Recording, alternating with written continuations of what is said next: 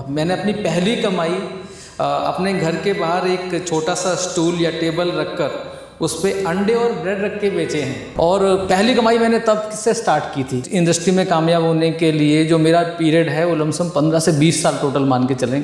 मैं भी शुरुआती दौर में जब इस इंडस्ट्री में आया, मैंने हर वो गलती की जो एक व्यक्ति करता है, क्योंकि मैं इस इंडस्ट्री को बिना सीखे कर रहा था। और मुझे याद है 2022 में आपको इस इंडस्ट्री का सबसे prestigious reward direct seller of the year Delhi के एक 5 स्टार होटल में अमीषा पटेल उनके हाथों से आपको रिवॉर्ड लेते मैंने देखा। मेरी कामयाबी का एक ही मंत्र है कि मैंने एक ही चीज़, अपने पीछे के सारे रास्ते बंद कर दिए थे। मैं फुल टाइम डायरेक्ट सेलिंग में आया और डायरेक्ट सेलिंग में आने के बाद मैंने पीछे पलट के अपने पास में प्लान भी नहीं रखा।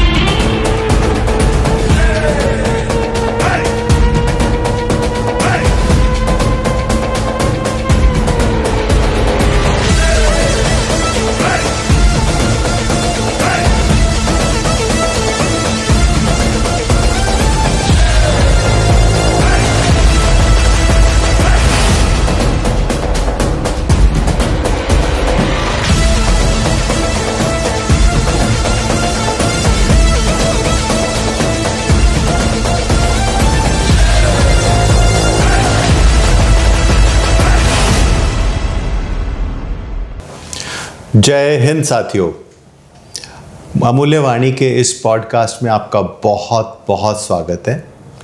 साथियों, अगर आप बात को समझना चाहते हैं तो फिर इस पॉडकास्ट को पूरा देखना पड़ेगा, क्योंकि हमारा मकसद आपको खाली ज्ञान देना नहीं बल्कि आपको समाधान देना भी है। और इस कड़ी में आज हमारे साथ इस देश के जाने माने लीडर और बहुत सक्सेसफुल लीडर मुकेश जी हमारे साथ हैं। तो आपका बहुत बहुत स्वागत है मुकेश जी इस पॉडकास्ट में। आज आप हमारे कहने पर दिल्ली से यहाँ तक आए। जी सर। और मेरी उम्मीद है कि आपका जो लंबा अनुभव रहा है डायरेक्ट सेलिंग में जी, उससे हम और हमारे दर्शक आज बहुत सा लाभ लेंगे।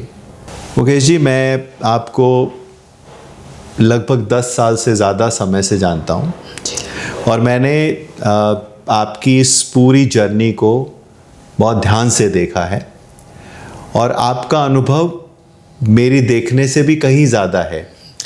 और जो मुझे समझ में आता है कि इस कामयाबी के पीछे संघर्ष भी बहुत रहे होंगे। जी जी सर। और आज हम उस संघर्ष की कहानी से कामयाबी तक का सफ़र जानना चाहते हैं जी, कि आप कौन कौन से ऐसे पड़ाव को पार करते हुए आज इस मुकाम तक पहुँचे जहां आपके पास शोहरत है, दौलत है, बड़ा घर है, लग्जरी गाड़ियां हैं। तो इन सब के लिए आपको बहुत बहुत मुबारक सर, दिल से। हम चाहते हैं कि आप इससे भी आगे तरक्की करें, लेकिन इस संघर्ष की कहानी को आज पहले ज़रूर जानना चाहेंगे। Thank you sir. और मैं तो अपने आप को भाग्यशाली समझता हूँ कि आपने मुझे ये मौका दिया और मैं उन कुछ चुनिंदा लोगों में शामिल हूँ जिन्होंने मुझे यहाँ इनवाइट किया और मुझे अपनी स्टोरी बताने का मौका दिया। क्योंकि मेरी स्टोरी में ऐसा कुछ भी नहीं था कि लोग उसको जानने में इंटरेस्टेड हो, लेकिन थैंक्स करूँगा मेरे ऑर्गेनाइजेशन का, जिसकी वजह से, इस इंडस्ट्री की वजह से, ऑर्गेनाइजेशन की वजह से मैं आज यहाँ तक पहुँचा हूँ।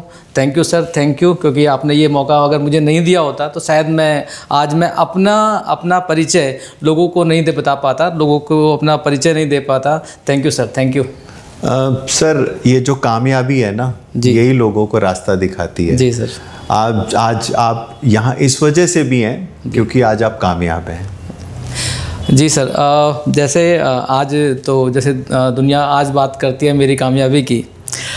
मुझे याद है जब मैंने अपनी जर्नी को स्टार्ट किया था और पहला जब प्रोग्राम था सर, अब आप उसके गवाह हैं कि जब पहला प्रोग्राम था और मुझे प्रोग्राम में जाने के लिए अपने लिए एक कोट पैंट लेना था।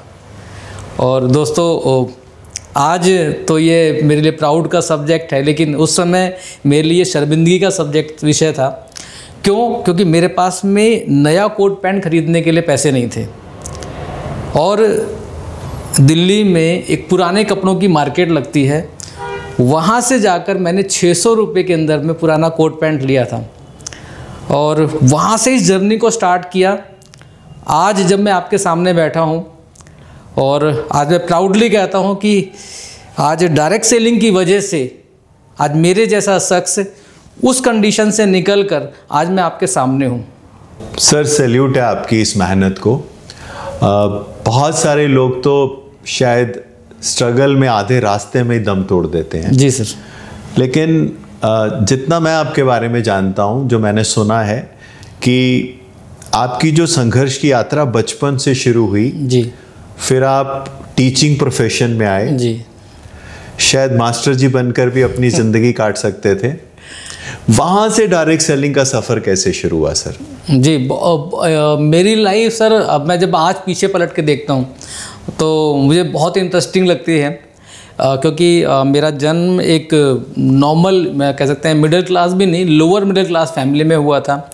मेरे पिताजी एक ऑर्गेनाइजेशन के अंदर में एज ए यूडीसी काम किया करते थे और मैंने अपनी फैमिली के अंदर में जो देखा कि शुरुआती दौर के अंदर में मैं 4th क्लास में था, पैसे की दिक्कत थी। तो मुझे याद है कि मैंने अपनी पहली कमाई अपने घर के बाहर एक छोटा सा स्टूल या टेबल रखकर उस पर अंडे और ब्रेड रख के बेचे हैं। और पहली कमाई मैंने तब से स्टार्ट की थी। कितने साल के रहे होंगे आप? मैं सर 4th में था, उस समय 4th में था। और मुझे याद है कि मुझे जब मैं अपने घर की कंडीशन देखता था तो मुझे लगता था कि मुझे अपने घर के लिए कुछ करना चाहिए।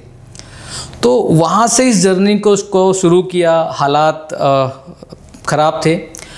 मैंने कोचिंग करके अपनी ज़िंदगी को चलाना शुरू किया। मैं 8th में था तो मैं 7th के बच्चों को ट्यूशन पढ़ाता था। मैं 9th में गया तो मैंने 8th के बच्चों को ट्यूशन पढ़ाया। 10th में गया तो 9th के बच्चों को ट्यूशन पढ़ाया। 11th में गया तो 10th तक के बच्चों को ट्यूशन पढ़ाया। कोचिंग करके मैंने शुरुआत की थी। और मेरी जर्नी में एक स्कूल का 6 महीने का पीरियड था जहाँ पर मुझे 1500 रुपये की सैलरी ऑफ़र की गई थी। तो लेकिन मुझे एक चीज़ था कि सपने बड़े थे। ये सिर्फ रास्ते में चलते चलते कुछ चीज़ें मेरी ज़िंदगी में आई जहाँ पर मुझे लगा कि नहीं, कि मैं शायद इनके लिए नहीं बनाऊँ। और फिर मैंने उसको आगे कंटिन्यू किया। तो आपका, जो मैं समझ पा रहा हूँ, जो एक एंटरप्रेन्योर का जो माइंडसेट था वो बचपन से ही था। जी सर। क्योंकि संघर्षों ने आपको प्रेरणा दी कि इससे लड़ना चाहिए। जी जी सर। तो साथियों, जो मैं पहले कह रहा था कि बहुत से लोग संघर्ष से डरकर दम तोड़ देते हैं, वो कॉम्प्रोमाइज़ कर लेते हैं। मुकेश जी ने अपने जीवन में हर मुसीबत से कामयाबी से लड़ाई लड़ी, कभी कॉम्प्रोमाइज़ नहीं करा। तो सर, फिर टीचिंग प्रोफेशन से डायरेक्ट सेलिंग कैसे आई आपके पास? सर, टीचिंग प्रोफेशन में गया, मैंने बहुत मेहनत की, लेकिन एक लिमिटेड सी इनकम वहाँ पर मिलती थी। इसी दौरान में मैंने एक इंश्योरेंस कंपनी को ज्वाइन किया और 8 साल 9 साल मैंने वहाँ पे इंश्योरेंस किया। और इंश्योरेंस करते करते मेरा परिचय इस इंडस्ट्री से हुआ। और मैं कहता हूँ कि इस इंडस्ट्री के अंदर में अगर लोग बोलते हैं कि कोई सोच समझ के या जानबूझ के नहीं आता है, एक्सीडेंटल मैं इस इंडस्ट्री में आ गया। एक्सीडेंटल जब इस इंडस्ट्री में आया और शुरुआती दौर के अंदर में मुझे फेलियर का सामना करना पड़ा और बड़ा पेनफुल होता है फेल होना। लेकिन मुझे एक चीज़ तो समझ में आती है कि ये इंडस्ट्री, आज जब मैं कोई मुझसे पूछता है 10 साल बाद, तो ये इंडस्ट्री उन लोगों को मिलती है जिन्होंने कोई पिछले जन्म में कुछ अच्छे कर्म किए थे। सबको ये इंडस्ट्री मौका नहीं देती है। इस इंडस्ट्री के अंदर में आपको सक्सेस मिल सकती है, बशर्ते अगर आपके अंदर में पेशेंस है तो आप यहाँ पे कामयाब हो सकते हैं। कितने साल लगे इस इंडस्ट्री में आपको कामयाब होने में?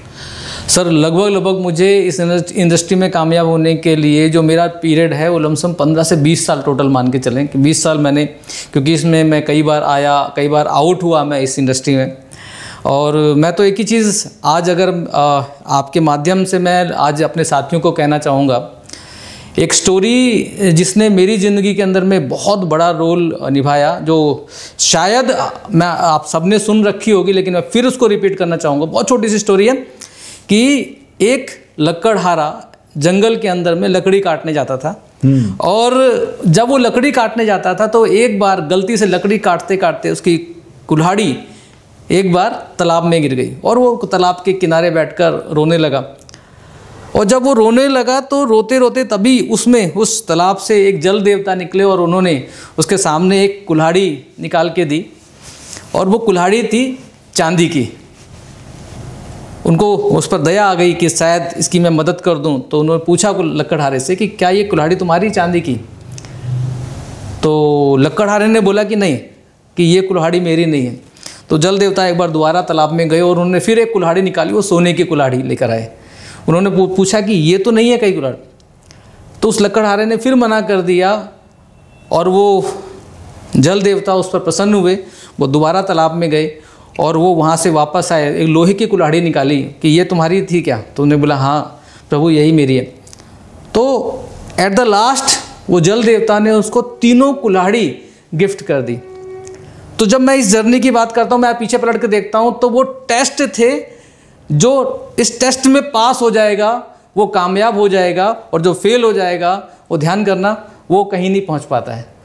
तो शायद मेरी जिन जर्नी के अंदर में जो वो टेस्ट हो रहे थे और मैं उन टेस्ट के अंदर में फेल नहीं हुआ और मैं आज कामयाब हुआ, तो आज जो सक्सेस है वो आज मेरे साथ में है, मेरी फैमिली के साथ में है। बहुत ही शानदार सर, बहुत शानदार सफ़र रहा। मुकेश जी, मैंने पिछले 10 साल में आपको कामयाबी की सीढ़ियाँ चढ़ते देखा है और मुझे याद है 2022 में आपको इस इंडस्ट्री का सबसे prestigious reward direct seller of the year Delhi के एक 5 स्टार होटल में एक हीरोइन है अमीषा पटेल, उनके हाथों से आपको रिवॉर्ड लेते मैंने देखा। किसी भी डायरेक्ट सेलर के लिए वो 1 साल का जो एक रिवॉर्ड होता है वो पाना शायद सबसे बड़ा सपना है जो आपका पूरा हुआ। Congratulations for that. और साथियों, जिस घर में आज मुकेश जी रहते हैं उसका पार्क इतना बड़ा है जिसमें वो सुबह अपनी फैमिली के साथ चाय का मज़ा लेते हैं, उतने में लोगों का घर अपने आप में एक सपना होता है जी। तो सर, ये जो आपके संघर्ष से कामयाबी का सफ़र है ये बहुत से लोगों को प्रेरणा देता है और डायरेक्ट सेलिंग में क्या हो सकता है उसका आप एक जीता जाता उदाहरण है जी। सर, ये कामयाबी सबके नसीब में नहीं लिखी होती। इस इंडस्ट्री में बहुत से लोग आए और बहुत से लोग नाकामयाब होकर भी गए।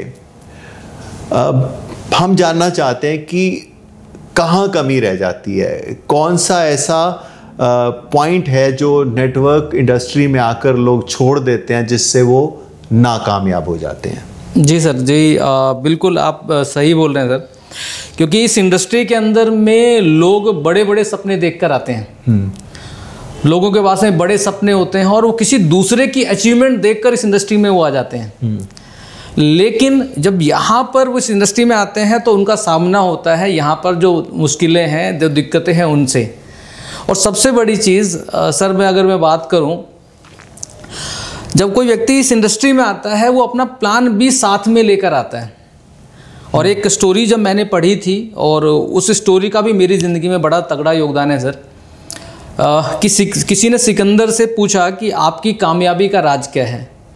तो सिकंदर ने बहुत ही नम्रता के साथ में बताया कि इसके लिए कोई बहुत बड़ा ज्ञान नहीं है, लेकिन मैं एक ही चीज़, जब भी मैं कहीं किसी देश पर आक्रमण करता हूँ तो अपनी सेना के साथ आक्रमण करता हूँ तो मेरी सेना जब जब कोई नदी नाला पार करती है, पुल से क्रॉस करती है, नाव से क्रॉस करती है, तो मैं पीछे के सारे पुल तोड़ आता हूँ।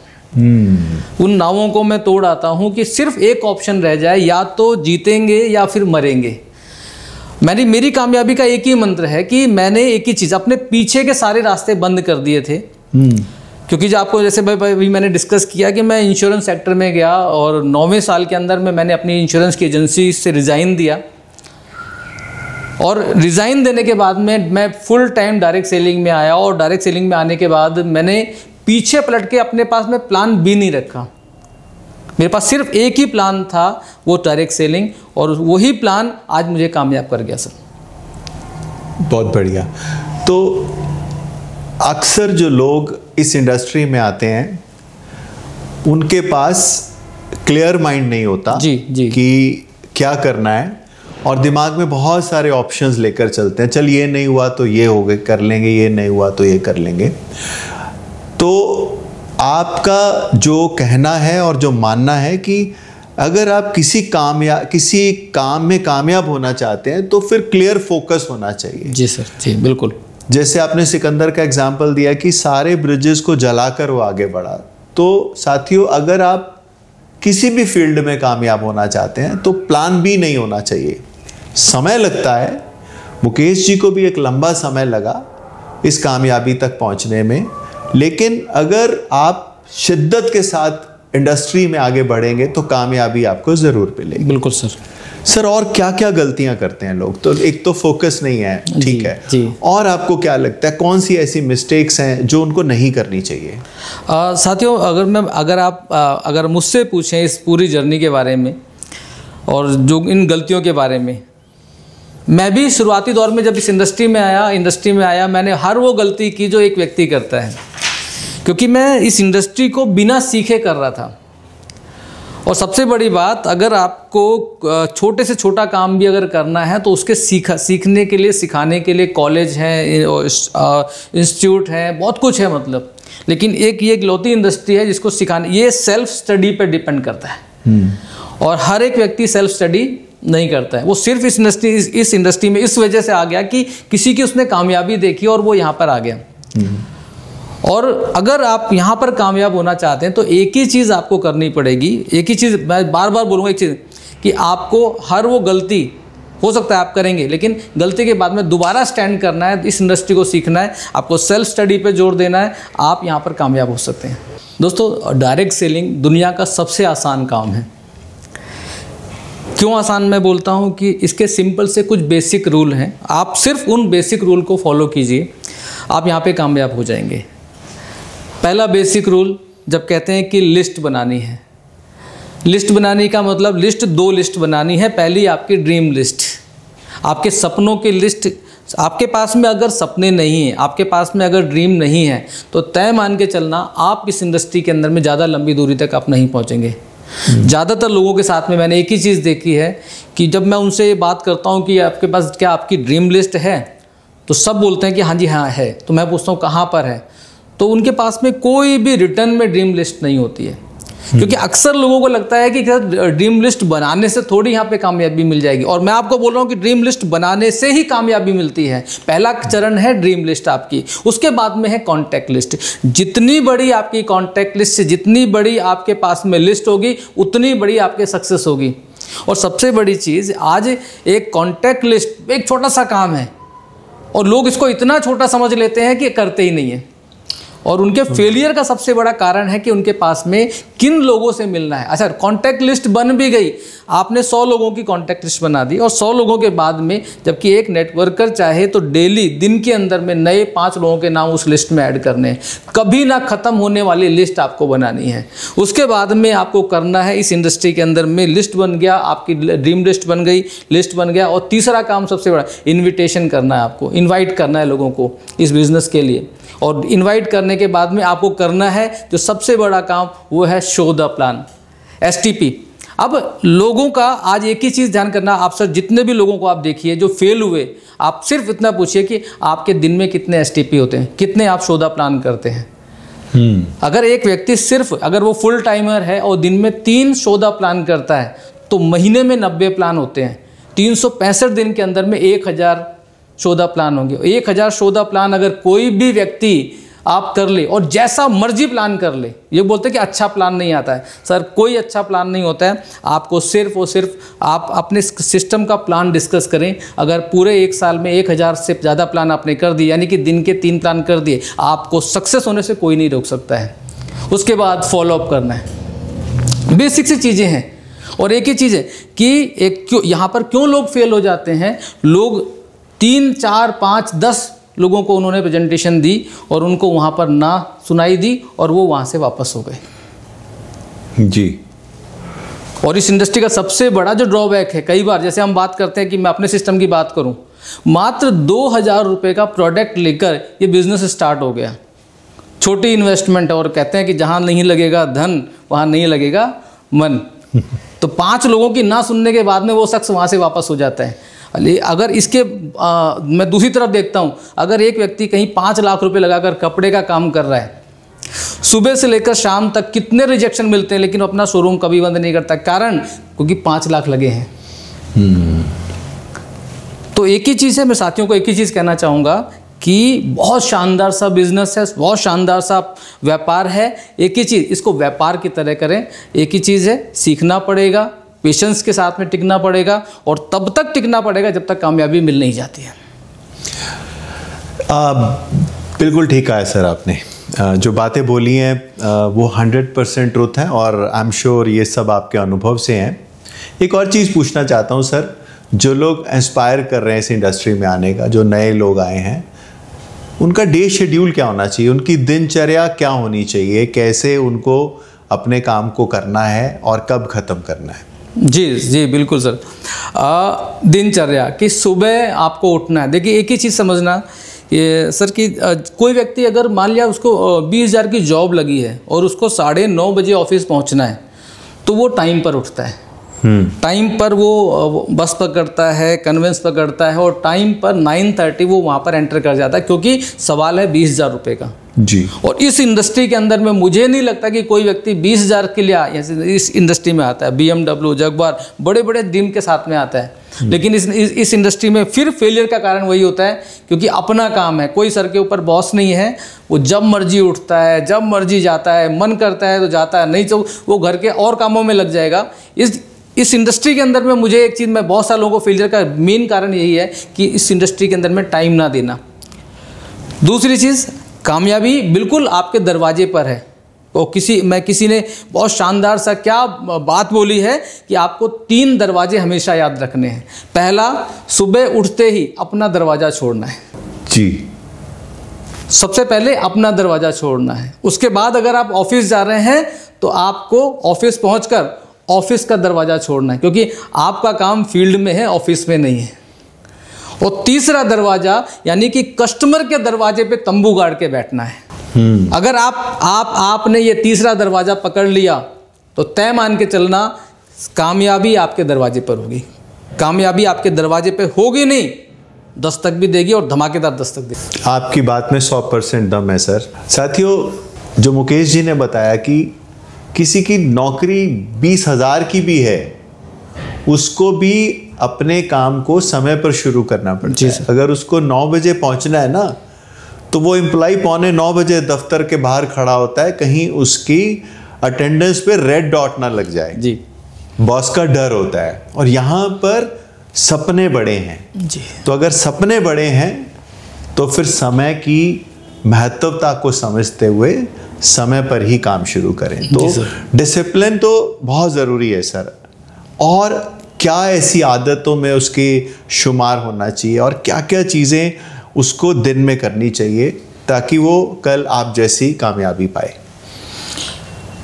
अगर आप मेरी बात करें तो मुझे सर याद है कि इसको जॉब की तरह नहीं करना है। लोग इसको आप ये मान के चलना कि आपने खुद के पास काम पे रखा हुआ है। और जब खुद को खुद के पास काम पे रखा है तो एक ही चीज़ है, आप अपने आप से कितना काम करा सकते हैं, ये आपने डिसाइड करना है। ये आपका बिजनेस है, आपके सपने बड़े हैं। अगर सपने बड़े हैं तो उनके लिए टाइम फ्रेम जरूरी नहीं है। मतलब 8 घंटे की जॉब तो बॉस के डर से हो जाती है, लेकिन एक ही चीज़ है, सपनों के लिए जब काम करेंगे तो वहाँ पे टाइम फ्रेम नहीं है, आपको तब तक टाइम देना है जब तक कामयाबी मिल नहीं जाती है। उसके लिए 8 घंटे काम करना पड़े, आपके लिए 16 घंटे काम करना पड़े, उसके लिए 24 घंटे काम करना पड़े, उसके लिए हो सकता है आपको एक शहर से दूसरे शहर में जाकर अपना बिजनेस डेवलप करना है तो महीनों घर से बाहर रहना पड़ सकता है, लेकिन एक ही चीज़ है, क्योंकि सपने बड़े हैं तो इसकी करना जो बहुत ज़रूरी है आज की डेट में। बिल्कुल ठीक कह रहे हो सर। मैं फिर से उसी बेसिक सवाल पर आता हूँ।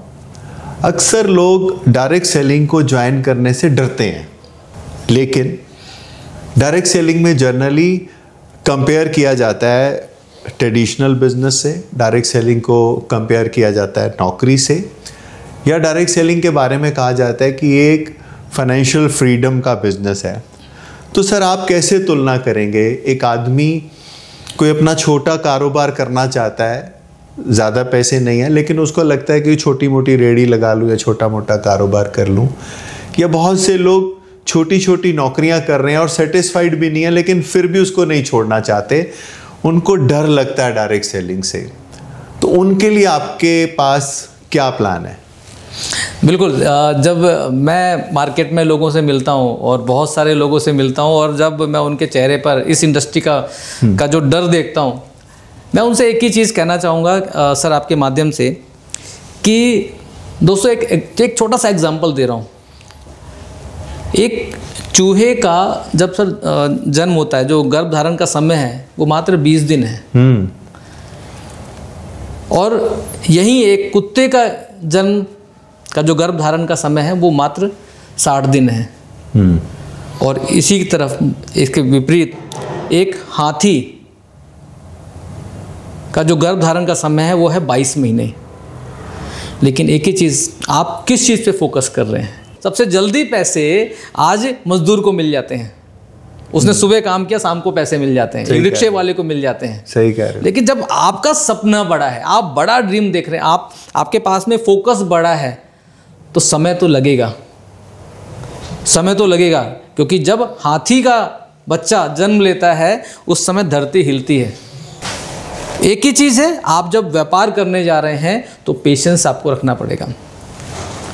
बहुत आसान है, बस आपने पेशेंस, क्योंकि आपको ये देखना पड़ेगा कि आप किसी चूहे के बच्चे को जन्म नहीं दे रहे हैं, हाथी के बच्चे का जन्म होने वाला है। बड़े सपनों को के लिए आप काम कर रहे हैं। आप 20,000, 25,000, 30,000, 40,000, 50,000 के लिए काम नहीं कर रहे हैं। तो अगर आप पेशेंस रख सकते हैं, और मैं तो आज, क्योंकि हम उस युग में जी रहे हैं सर, कहते हैं 2020 का ज़माना है, लोगों को पेशेंस चाहिए और अभी चाहिए। बिल्कुल बिल्कुल ठीक कहा सर। आपके लॉजिक में दम तो है कि मजदूर को पैसा शाम को मिल जाता है, रिक्शा वाले को भी पैसा तुरंत मिल जाता है, लेकिन एक बड़ा व्यापार में पेशेंस रखना पड़ता है। मैं नौकरी कर भी आया हूँ और मैंने व्यापार भी करा है। तो साथियों, मैं अपने अनुभव से बताता हूँ, जब मैंने फैक्ट्री की शुरुआत करी तो पहले 3 साल ज़्यादा इनकम नहीं थी, लेकिन पेशेंस के साथ कार्य करते हुए वो चीज़ें मल्टीप्लाई होनी शुरू हो जाती हैं। बस वो जो शुरुआती दौर में अगर आप हार नहीं मानोगे तो सफलता मिलती चली जाएगी। जी सर जी। तो जो लोग अपने नौकरी से ज़्यादा खुश नहीं हैं या जो छोटी नौकरी कर रहे हैं, अगर वो पेशेंटली काम करें और किसी अच्छे कामयाब लीडर के साथ मिल जाएं, जी, सफलता निश्चित है। 100% सर, बिल्कुल। बहुत बढ़िया सर, बहुत बढ़िया सर। मैं ये जानना चाहता हूँ कि आपका 20 साल के लगभग का करियर है डायरेक्ट सेलिंग का। कई बार आपको भी लगा होगा कि कहाँ फंस गया। जी जी।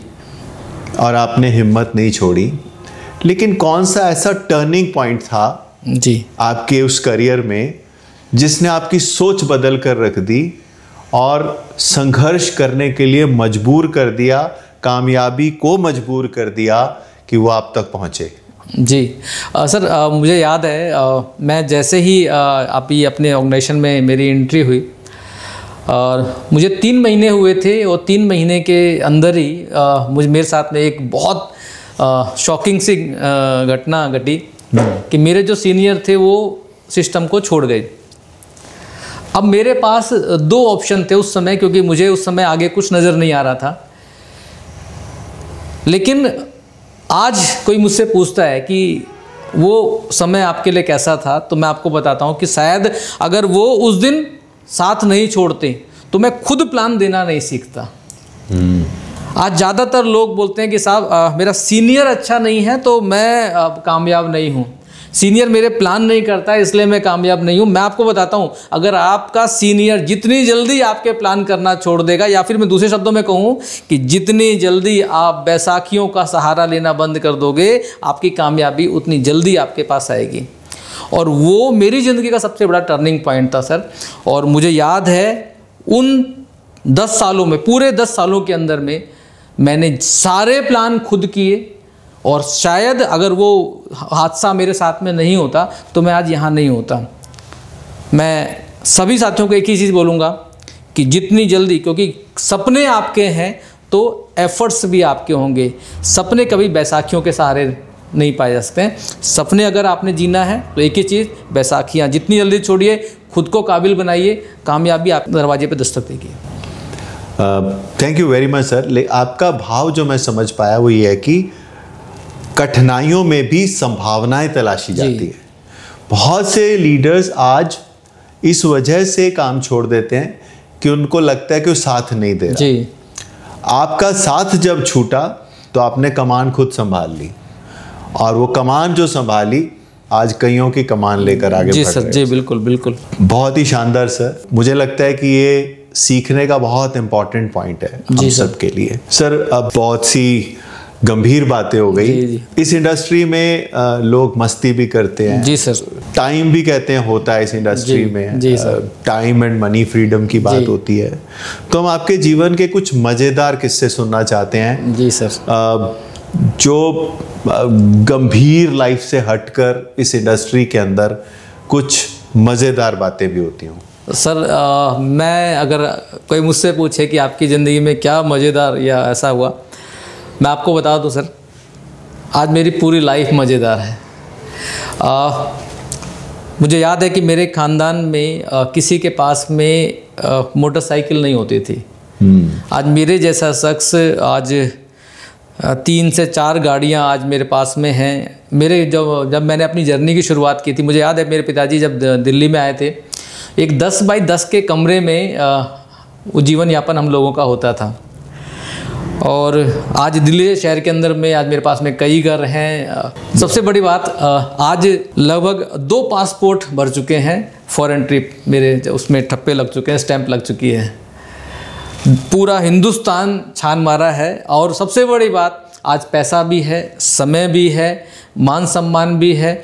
जो रिश्तेदार कभी शायद कार्ड देने से पहले सोचा करते थे कि इनको कार्ड दिया जाए कि ना दिया जाए, मुझे याद है कि आज वो रिक्वेस्ट करते हैं कि आप हमारी शादी में ज़रूर आइए, आज हमारे फंक्शन में ज़रूर आइए।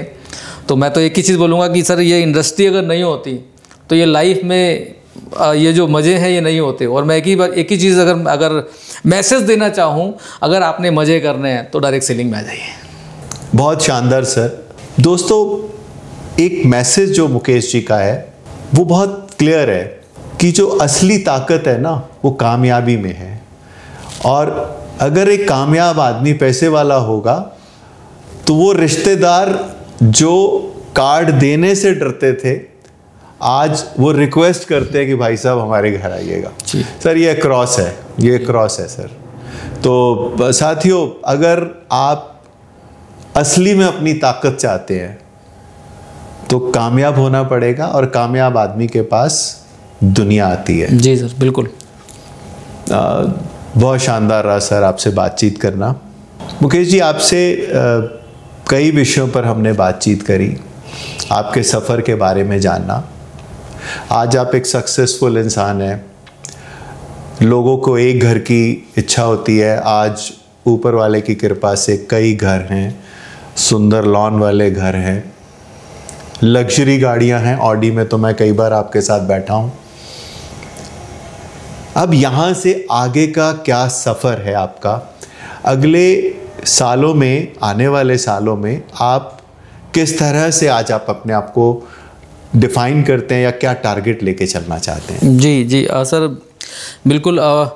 अभी तो बहुत बड़ा विज़न हो चुका है, लंबी दूरी तक मैं देख पा रहा हूँ। और ये बातें मैं इसलिए कह रहा हूँ सर, क्योंकि जैसे आपने देखा होगा कि हम लोग जो गांव देहात से बिलोंग करते हैं लोग, तो गांव में एक छप्पर होता है जो छत पे रखा जाता है, मतलब बहुत भारी होता है और काफ़ी बड़ा होता है। तो उसे जो मकान मालिक है, जो घर वाला है, वो बनवाता है। बनवाने के बाद में उस छप्पर को चढ़ाने के लिए अपने अड़ोस पड़ोस में रिश्तेदार, अड़ोस पड़ोस में जो पड़ोसी हैं, उनको बुलाता है और सब मिलकर उस छप्पर को चढ़वाते हैं। और इसलिए चढ़वाते हैं कि आज तुम्हारा छप्पर मैंने चढ़वा दिया और कल जब मेरा छप्पर बनेगा तो आपको चढ़वाना है। तो दोस्तों, एक ही चीज़ है कि आज सभी ने मिलकर, जिसने मेरे साथ में काम किया, इसने एक साबुन भी परचेज़ किया, एक प्रोडक्ट भी अगर सेल किया या एक व्यक्ति को भी रिक्रूट किया, उन सबका योगदान है। उनकी वजह से आज मैं यहाँ तक पहुँचा हूँ। मेरी कामयाबी आज मेरी टीम को समर्पित है जी। और ठीक है। अब 10 साल बाद जब मैं बात करता हूँ, तो मेरा आगे का सफ़र क्या है कि जिन लोगों ने मेरा छप्पर चढ़वा दिया है, मुझे कामयाब कर दिया है, तो आज मैं आपके माध्यम से कहना चाहता हूँ कि आप तैयार हो जाइए। आप सबके छप्पर चढ़वाने में आ रहा हूँ, आपकी सबकी कामयाबी के अंदर में मैं हाथ लगवाने आ रहा हूँ। आपके साथ में मैं मिलकर एक बड़ा इतिहास बनाना चाहता हूँ इस इंडस्ट्री के लिए। बहुत ही शानदार सर, बहुत बढ़िया। क्योंकि इस इंडस्ट्री का मूल मंत्र ही यही है कि आप जितना लोगों के लिए भला करेंगे, आपका भला ऑटोमेटिकली होता चला जाएगा। जिन लोगों ने आज मुकेश जी की कामयाबी में साथ दिया, तो आने वाले समय में अब मुकेश जी उनको आगे बढ़ाने के लिए कार्य कर रहे हैं। और ये आई एम श्योर आप ये कार्य बहुत ही शिद्दत के साथ कर भी रहे हैं सर। तो मुकेश जी, आपका हमारे इस पॉडकास्ट में आने के लिए बहुत बहुत धन्यवाद। और उम्मीद करता हूँ कि दर्शकों, आपने बहुत कुछ समझा होगा, बहुत कुछ सीखा होगा। और मुकेश जी के साथ ये अकेला पॉडकास्ट नहीं है सर, हम आपको बार बार रिक्वेस्ट करते रहेंगे। जी सर। और आपसे बहुत कुछ सीखना बाकी है और आने वाले एपिसोड में भी दोस्तों हम बहुत कुछ समझेंगे। आप इस चैनल को देखते रहिए और आने वाले समय में हम और बहुत सारी चीज़ें आपके लिए प्रस्तुत करेंगे, ताकि आप अपने जीवन की इस यात्रा को आराम से आगे बढ़ा पाएं। धन्यवाद। जय हिंद।